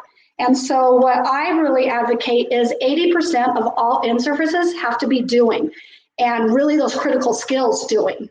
And not, I know how to clean a bathroom is important, and they need to do that right, but they have to practice their skills a lot. And so I really like 100% is actually them doing it, but I think at a minimum, our industry needs to be 80%, 20%. So hopefully you've seen that the past is not the place where we want to stay. We can visit it and reminisce and think about it, but aquatics is moving too fast, and we're learning way too much, and I'm always learning. And so we really need to be open to where the aquatic industry is going, and especially when it relates to patient care. So another thing we need to remember is that none of our guards are going to rise to the occasion. They're going to sink to their level of training. So the better our in-service training is, the better they're going to perform. And so we need to do everything we can to have our lifeguards be trained the very best we can possibly train them. So focus on what matters. Like I said, scanning, victim recognition, a medical emergency, and then a drowning emergency. And I love this quote from Joey is, as an industry, we can do better. And I think it's going to take all of us to get what an in-service looks like up to a higher level, but I think we can do it together. And so the next generation of pool managers, they're going to have that really good understanding of what a good in-service is, and not just doing it like I did in the 80s or the 90s, and we're still doing those kind of in-services when there's a lot better ways to do them. And so this is another one from Dr. Seth Hawkins. He always says, be epic and awesome. And I think the aquatics industry is exciting, it's fast moving, it's meaningful, and all of us, we're epic and awesome. So now I'm going to open up to questions. Here's my email if you want to send anything. So Katie, are you ready to switch screens again? Yeah, so let's leave your slide up for a moment so people can write down your contact information. Okay. Can everybody hear me in the chat box? Can you let me know? Okay, perfect. So if you need Kelly's information, she's got that up, and we'll play this game, Kelly, where you might have to mute me when I'm playing aloud or mute your speakers so that it doesn't rebound to your mic when I'm talking. Okay, are you rebounding? Is it rebounding right now? Chat box, let us know when Katie talks. Is it rebounding through Kelly's mic to you and creating interference? Let us know. Okay, perfect. Yeah, I want to say a huge thank you to Kelly. She's distilled many, many talks, 92-hour talks down into like a 50-minute, like just a really good intro. And so, if you ever see Kelly on the schedule at a conference or you want to book her, like you'll get more value than she was able to put in 60 minutes. But I think this is such a great intro. I want to address, I know a lot of people were having internet issues with the embedded videos. I know it's especially my Canadian friends. I'm sorry. The internet is what it is for us, but I have been able to put in the chat box so far the video links that Kelly has shown. I did plug those in the chat box from Lifeguards Love YouTube, the individual video links. And then so you guys know, I've pinned the show notes in the chat box, and I will go and individually embed or link each of the individual videos that she showed. I'll put those on the show notes page. And so you'll be able to create a playlist for yourself on YouTube or from her page, because I suspect that the recording will show blurry because my computer is the host doing the recording, and Canadian internet, if you guys know, is not good. Right, I'm very lucky to have like 80 megabytes per second, and that's considered like high tech. So American friends, be grateful for your high-speed internet right now. I want to address a couple things, and then we'll go to questions in the chat box. So I've been keeping records of, so Carolyn, the link for all of the videos right now at the top of the chat box, you have the show notes page. If you click on the show notes, you'll see Lifeguards Love YouTube is listed in the show notes. And then I will update the show notes as with every webinar this weekend. I'll go back. I'll grab everything that Kelly mentioned. So for example, Stargard Elite, their camp, Dr. Justin sessions, all of those will be hyperlinked on the show notes page. So you can bookmark it, refresh it on Monday. It'll have all the data. Or you can go to Lifeguards Love YouTube and find the individual videos. Most of the ones she showed were under victim recognition, drowning is gross, and Lifeguards Without Borders. Okay, so we're going to move into Q&A. I'm going to start with the questions that I recorded while Kelly was presenting. And then if you have additional questions, please pop those in the chat box. The biggest question from everyone, Kelly, and I think this is timely, is so let's say you watch this webinar, you're drinking the Kool-Aid, you want to change this up at your facility. How did you go about doing it with your HR department, job descriptions, talking to staff, saying this is the direction we're going? Can you walk us through that process? I think we really started changing a lot in 2013 is when I think we really changed the way we train. A lot of it is, the good thing is I have Becky is my supervisor. And so I know she was talking to the people above us and making sure that they knew what we were doing and why we were doing it. And so a lot of it was showing them and talking to them about how our audits weren't giving us good results and that we were seeing some really bad care because our training wasn't working. And so I think there was a lot of buy-in. I guess you're going to have Becky on so she can talk about that with her supervisors. At my level, we were really talking to our managers. So what was epic was around this time, Dr. Justin Semsrock came to Phoenix and he did his presentation to all of our management team and to a lot of people in Arizona. And, getting to hear it directly from him, that was it.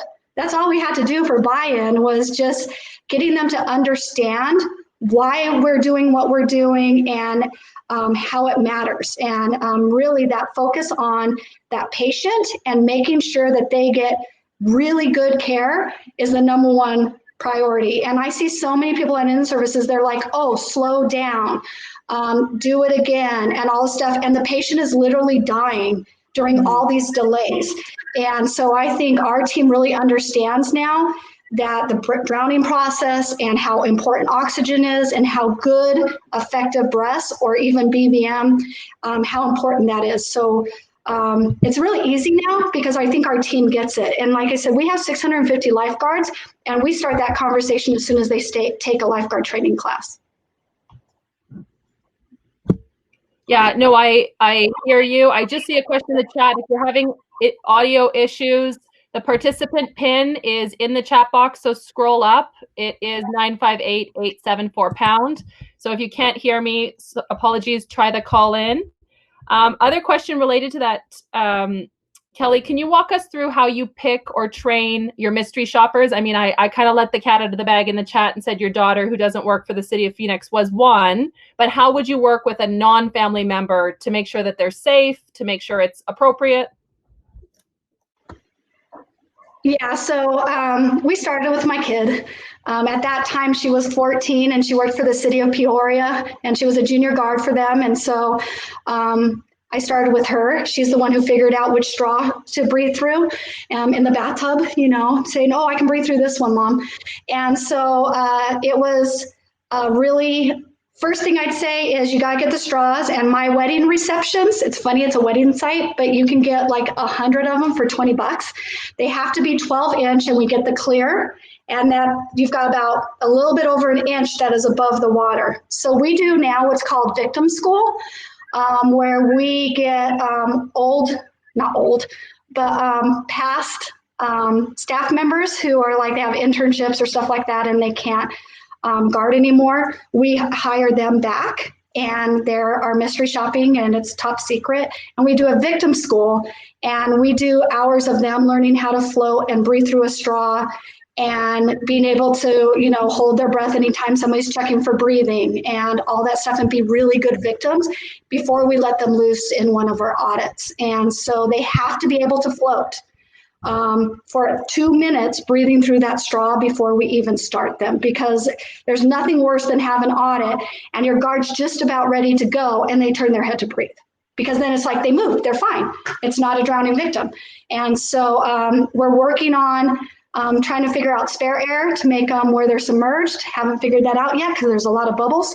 But hopefully somebody in this group can figure out. We figured out the floating victim. If you guys can figure out the submerged. Yeah, so we'll get that link for you guys. I'll work with Kelly and get you the link on the, it sounds like My Wedding Reception, but just getting some straws online. I want to highlight a comment in the chat from Christopher Mercer in, Mercer in Newfoundland.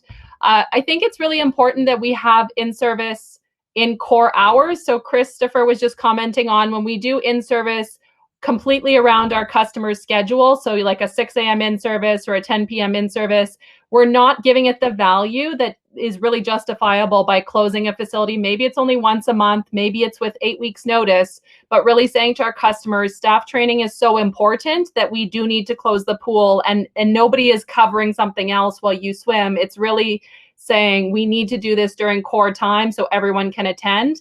And having been a manager, I know it is very difficult to argue for that, and it is an uphill battle, but you have to take that perspective, in my opinion, or you're never going to get taken seriously. If the firefighters were told to do their training at 6 a.m. and 10 p.m., we wouldn't have good firefighters, right? So that's definitely something, as we go through this hard reset of COVID, where we're all home and we're not in our facilities, I would encourage you to think about what policies and procedures you want to change when you reopen, because the public won't have the same memory that they had, 3 weeks ago if you were trying to change something in February.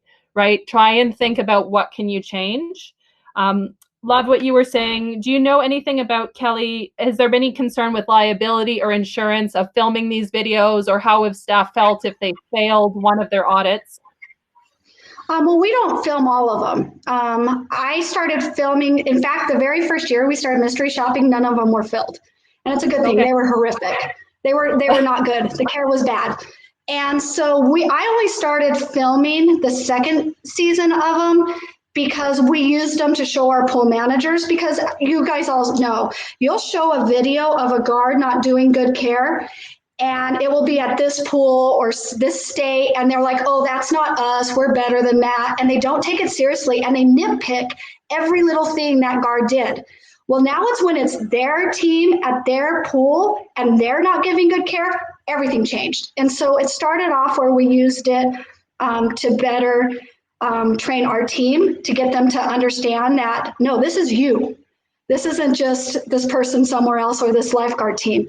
And so that's why we started videotaping it. And now we share them with other people, hopefully so they're not doing the same to us, thinking, oh, well, City of Phoenix guards are just suck and just horrible. But they're like, oh my gosh, this could be us too. And so that's where it started. One thing I wanted to let you guys know is when we talk about in-services, City of Phoenix in-services a lot. So we in-service 2 hours every week.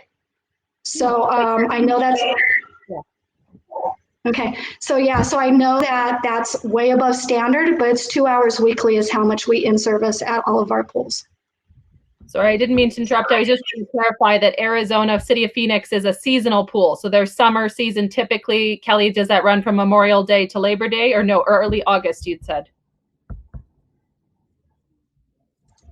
Yeah, you're right. It's Memorial Day to Labor Day. Okay. Yeah, so it's not, you're not saying 2 hours a week, 52 weeks a year. That's what I just wanted to clarify. If you're year-round, I would advocate for that until your guards kill it. So our thing is, we audit a lot, like you said in the preview. We do, all kinds of audits, and we feel like until we can throw anything at our team and audit anything, and they kill it across the board at all 29 pools, our job's not done. And we train the heck out of everybody, and we still see holes in our audits. So to me, even if we were year-round, until our guards performed at a high level, no matter what the audit was, I think in-services are key, and drilling and all that stuff that we're doing to try and plug those holes. Yeah. I want to give just some perspective. So those of you out there, if you are in a situation where your facility, your let's say your recreation manager or your community services person doesn't understand the importance of in-service, and you're feeling ashamed by what Kelly said, like, we all have to start somewhere. So do what you can to improve the quality or the quantity of in-service that you have. Work with what you can, and taking a lot of the strategies that Kelly's provided means that if you're only able to meet, let's say, places it's 4 hours a semester or a quarter, maximize what you can and look at other online delivery options now that we've experienced COVID and we're getting more into group training and group meetings. Last question relating to that particular question, Kelly, there was a question in the chat box. Do you have any staff that had any major anxiety or panic attacks or like emotional responses to failing a rescue? Like, how do you couch the debrief and so they feel positive or constructive? Well, I think that's one thing we did really, really well is our audits are not gotchas. There's no performance based on it. It is, and the way we tell them is this is an audit on us. So this is an audit at the management level on how well we're training. And it's not a lifeguard. If a lifeguard doesn't do well, our philosophy is we didn't train them well enough. And so I think all of our lifeguards are really good. They want to do a good job. And if in the heat of the moment they can't function, then that is something we're missing. And so we're constantly trying to figure out how to train our guards the best way we can so they can function in an emergency. So there's no punishment or anything when they don't do well in a drill. And I know that's kind of different than some of the philosophies out there, but that's our philosophy. We have had some guards where they freeze in the emergency. They can't function, they can't think, and it's that adrenaline thing. And so now we started where we do a lot of in-services, and we're trying to get their adrenaline up because we have to train them to think when their adrenaline is high. And at normal in-services with mannequins, they're all like, they're cool, it's not a big deal. Their adrenaline's not up. So we've got to get them in that state and then get them to think in that state. Yeah, I think that's a huge piece that a lot of people are missing, as you said, Kelly, that the management is really accountable for the training of all staff. And so many managers I've met, they take the perspective of, well, the guards didn't try or they didn't practice, they didn't study, and I gave them all the information. But really, we as aquatic managers, operators, coordinators, it's our job. So it's really up to us to figure it out. I want to just highlight what Kelly said. Adrenaline training is another great option. If you're not familiar with adrenaline training, can be as simple when I teach National Lifeguard in Canada or I do research. I just have candidates, they swim a couple lengths of the pool, laps of the pool, and then I throw out a different mannequin on the ground, right? So if I have a pool, let's just go like this, right? They start at this end, they swim, they hop out, and then there's a mannequin, and I tell them the situation. They have to pull on their gloves wet. Then they hop back in the pool, swim to the other end. There's a baby mannequin. They're all confused and discombobulated. I tell them to stop. We get back in the pool. They swim 50 maybe or a 75. And it's just kind of that muscle memory, seeing what do they do when they have adrenaline pumping, they're confused, their gloves are wet, they don't know what they're getting into. And you can really play around with that. And it's just so interesting to see how well they perform or they don't perform when adrenaline is introduced, because as many people have said in the chat box, or Kelly, I mean, guards will freeze. Some people, they're just not mentally prepared for what could happen in the workplace. I think there's a good question. Sorry. I think there was another good question I saw about who runs our in-services. So this is something we did to make our in-services better is we started doing partner pools. Now, of course, we have 29 pools. That's easy. And so for accountability, we started pairing up 2 pools together and they run their in-services together. And so as a coordinator, I still go and visit in-services and the other coordinators do. But really, I can't be at 29 in-services. So we have to have our pool managers hold each other accountable. So they have an in-service and the 2 pools come together and they'll do this site one time and this site another time, and they run their in-services together. And then we're pretty strategic on what pools we put together and really hold them accountable. So it's at that level. I mean, you can even do it outside of your organization, right? So I could call, if I was outside of Phoenix, I could call Kelly and say, could my pool in Scottsdale, let's say, can we meet and do a cross-team session? And it's a great opportunity to get people seeing different techniques, different people, different faces, right? It also makes it easier to surprise people. I want to finish a couple questions from when you were presenting, Kelly. Do you have your in-service during public swim? How do you make sure that the public respects the in-service, but it's also still realistic, or do you do it during closed pool time? Okay, so our in-services are in the mornings. So we have in-service, our 2-hour in-services are in the morning. They're almost always Saturday mornings. And then, but our drills are during open swim. So what you saw with our mystery shopping and all of our different drills that we do, our shallow drops and our baby drops and our shallow water blackout audits and our manager on deck audits, and those are all during open swim. And I know that we have signs everywhere. It's part of our culture. Even each pool will run a drill every day. At minimum is 3 times a week is what we tell them we want them to do. So our public is very used to seeing drills all the time during the summer. It's part of our culture. It started way before I came to City of Phoenix in 2007. They had always been drilling during open swim.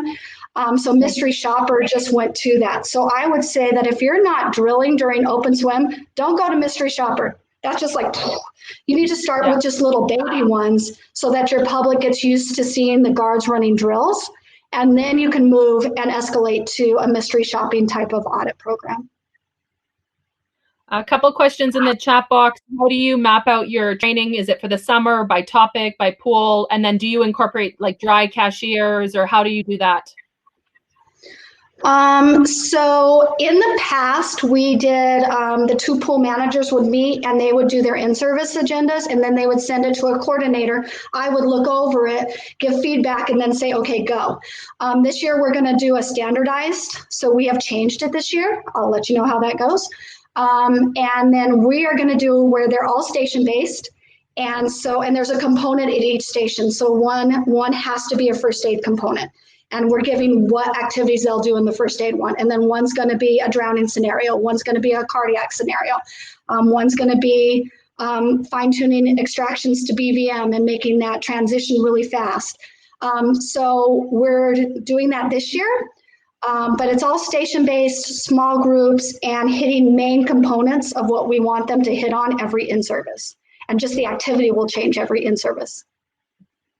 Melissa's asking in the chat, I assume it is, because it's 2 hours every week, right? Staff are expected to be at every in-service, Kelly? Okay, other question a while ago, Evan was asking, do staff sign waivers and releases if they are going to be filmed, or what is your policies for recording staff or anything like that? No, so we don't have them sign anything or a waiver. I know the whole thing with videos, with my time in Canada, Canada is super strict when it comes to filming or videotaping or anything. And the US is pretty different. I don't think anybody freaks out. Maybe well, in Phoenix, we don't. People have video cameras and they're videotaping everything. So I think that's culture based. So I don't know, depending on, where you are, I think it may change. My thing is, really the whole concept is video is great. I like video. I'm a proponent for video.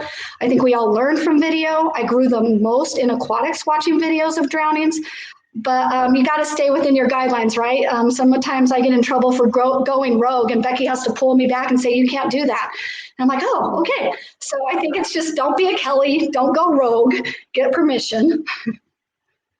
I agree with you. I know in Canada, where there's a lot of hesitancy with videotaping, and both in aquatics, should the pools have security cameras, yes or no, privacy, and even our privacy laws in Canada are far stricter.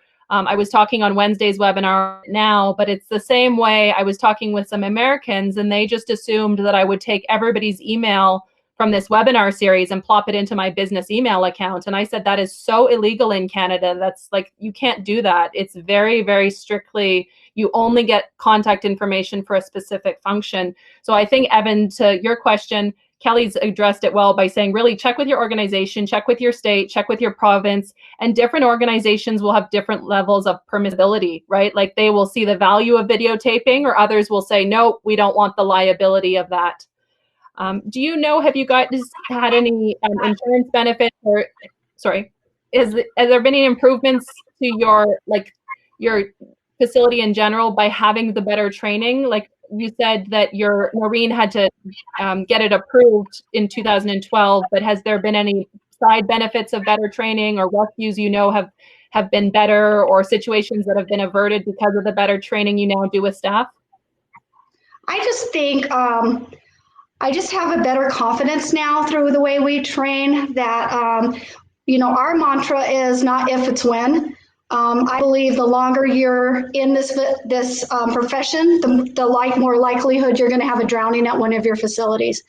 And so I know that now at this level, the way we're training and what we're doing to prepare our guards is better than I ever was trained. And I would even say better than a lot of my friends and how their guards are trained. And so I think that, being in this profession, everyone's like, you guys are crazy. This is scary stuff. And you have, young adults that are in charge of this. And I'm like, yeah, it's scary, but that just pushes us to be better.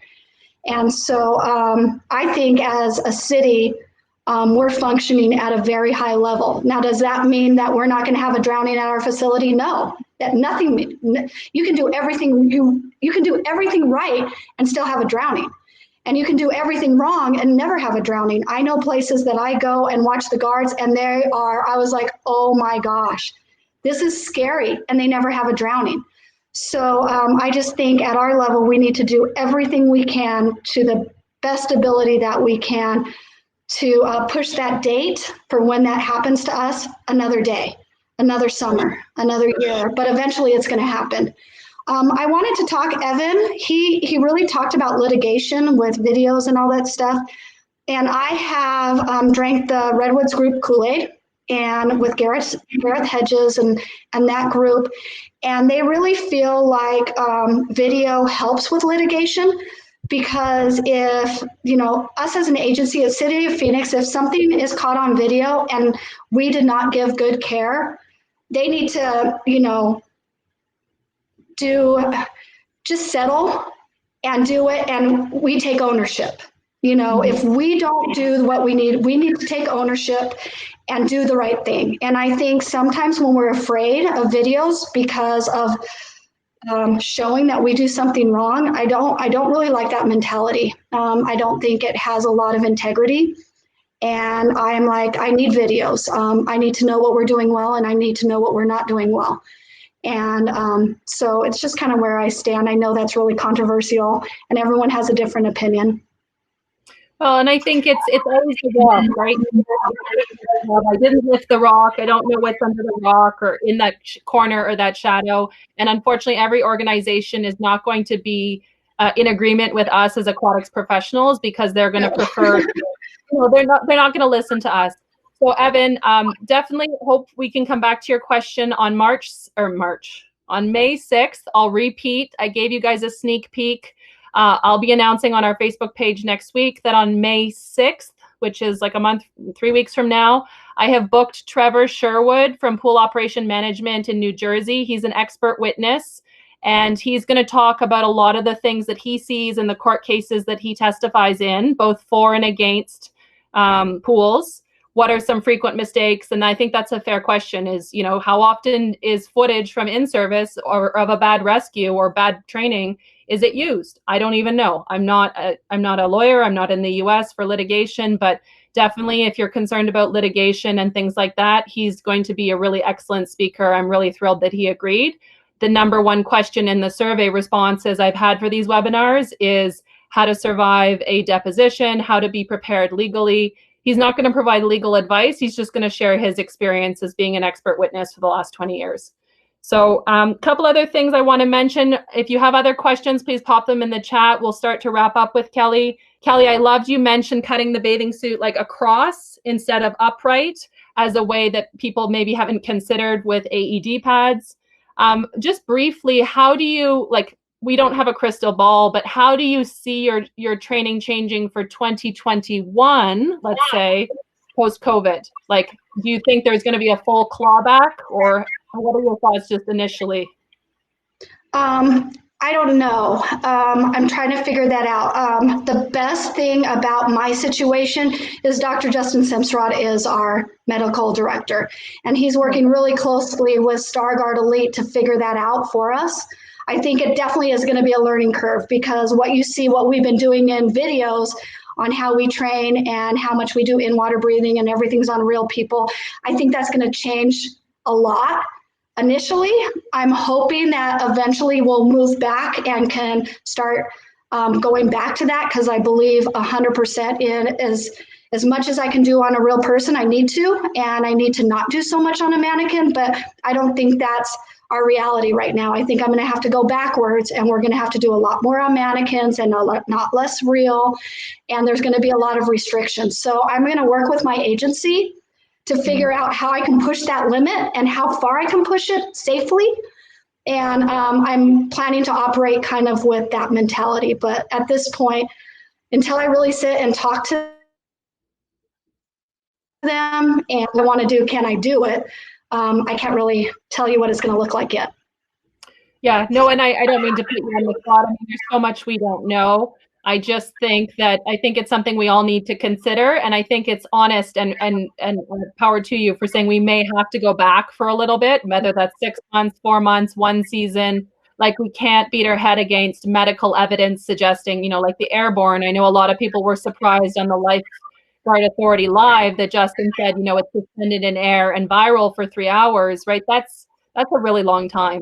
Right. So I think that's something to consider.